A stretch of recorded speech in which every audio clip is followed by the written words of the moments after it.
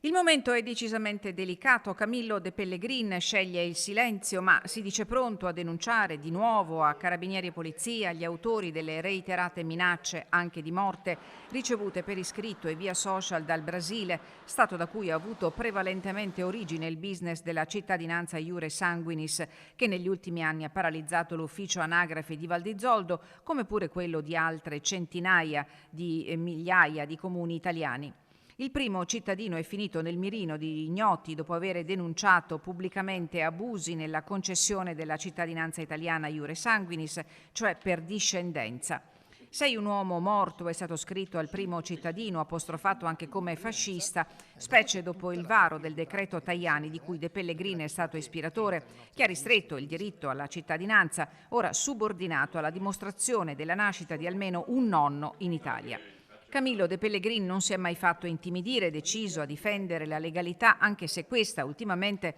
gli sta comportando presunti rischi alla sua persona. La comunità locale si è stretta attorno al primo cittadino di Val di Zoldo, mentre la vicenda accende i riflettori su un fenomeno diffuso, specie nei piccoli comuni italiani, spesso scelti da agenzie specializzate proprio per la possibilità di avviare le pratiche in modo rapido.